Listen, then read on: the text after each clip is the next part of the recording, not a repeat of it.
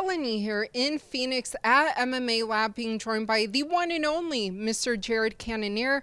Now, you have a big fight coming up January 22nd at UFC 270 against Derek Brunson, but you fought so many big names throughout all the divisions, from Jan Blachowicz to the current champ Glover Teixeira to Anderson Silva, Robert Whittaker. Where do you rank Derek Brunson's skill set amongst those that you fought? Ooh.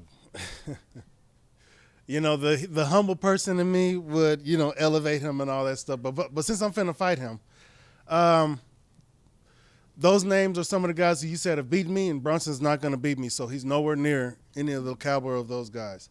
On top of that, when those guys beat me, I was a different fighter, So I'm a different fighter now, and the margin is even greater now.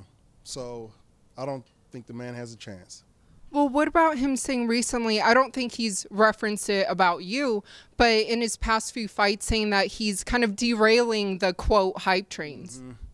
Yeah, I don't know why, I don't think he's the only one who may potentially see me as, the next big thing. Everybody's looking to, hype me up because I haven't had that push, if you will, I've done a few things in the league, to garner some attention, but nothing really big, nothing that really stands out in everybody's mind.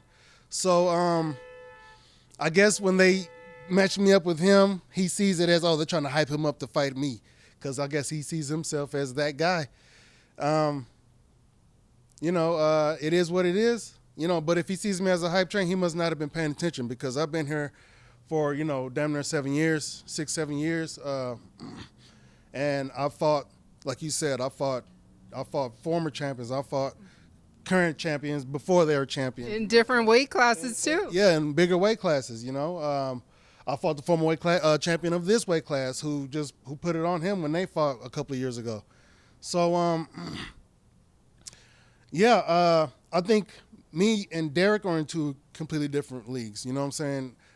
Not even trying to compare him to my old opponents. But if I'm going to make that comparison, no, he's not close to those guys either, I don't think.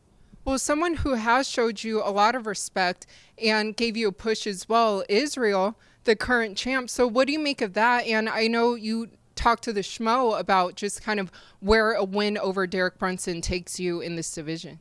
Absolutely. I'm sure him and his camp are looking forward to that opportunity to fight someone new, someone who brings a different element to the game.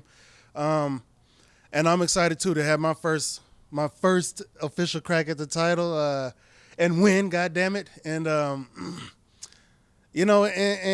take my place among the greats. I feel like I'm already there in mind and heart. I feel like I got to put myself physically there as far as my body goes. So I'm doing all the things to get there. I feel like I know I'm on the right path, and I feel like I'm definitely going to show miles of improvements in my next fight. Absolutely. Now, with that being said, though, for the rematch of Israel versus Robert, how do you see it playing out, though? I don't know. I don't want to say it's going to be the same, because I feel that Robert Whittaker is an exceptional martial artist. I'm sure he's going to make the adjustments necessary to try to get his title back, or at the very least make it a more competitive fight. Yeah. That fight can go either way, I like both of those guys. I like both of their styles. I think Izzy definitely has the style that will cater more to him winning. So he has a more tricky, a more elusive, a more cerebral style as far as striking goes, and that's scary to not know what you're going to get hit with when you get hit with it. So I'm interested to see how that's going to play out too. Definitely. Now, there's always so much going on in this division. Darren Till even recently spoke to Michael Bisping on the Believe You Me podcast, saying that he expressed interest into fighting you. Was that fight ever offered between you and Darren Till? It was. Actually, when I was going to fight Robert Whittaker before the Abu Dhabi incident, I was going to fight him early 2020, and then Robert jumped out or pulled out of the fight, and then we were trying to get Till on cue, and I guess he was holding his, holding the pen, waiting for contract issues or something. I'm not sure exactly what the holdup was, but while I was waiting, I went to Houston to do some campaigning, and ended up injuring myself. That's